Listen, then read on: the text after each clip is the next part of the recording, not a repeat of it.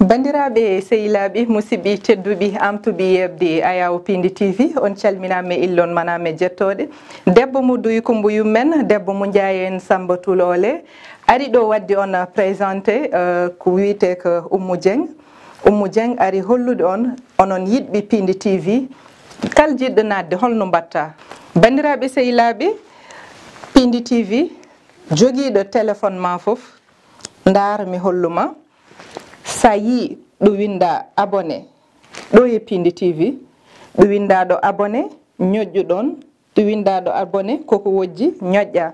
sa ñoƴƴi ñoƴƴa e cloche oɗo mbo kollumonmi sa ñoƴƴi mbawa naddi e Pindi TV kalko nanna e Pindi TV a heɓat ɗum ko newi taw a fatta ha mbaɗeɗa partagé jewte Abou Samba Diop jewte Oumou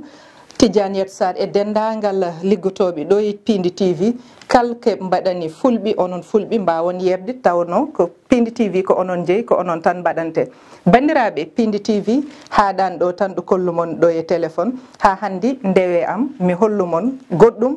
holno mbawɗon wadde ha naton e Pindi TV bandiraɓe sehilaɓe son ji wonande joguiɓe télé o gandanɗa hoorema ina waɗi abonnement no mbaɗɗani e téléphone ma noon mbattata kadi e télé o ñoƴƴu ɗo bindi boɗeji bindaɗi ɗi abonné sa ñoƴƴi ñoƴƴa e cloche gonɗo e sawdi mum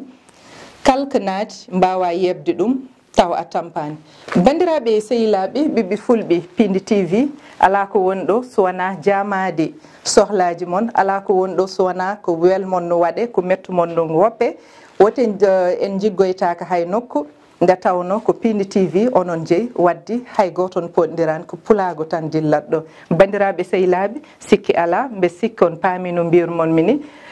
wonduɗo noon Dakar Sénégal caggal leydi hol ɓurɗo wawde yebde Pindi TV min gondim koye diaspora o bandiraɓe sehilaɓe ƴeewe Pindi TV wat haydar ko luta ɗon hen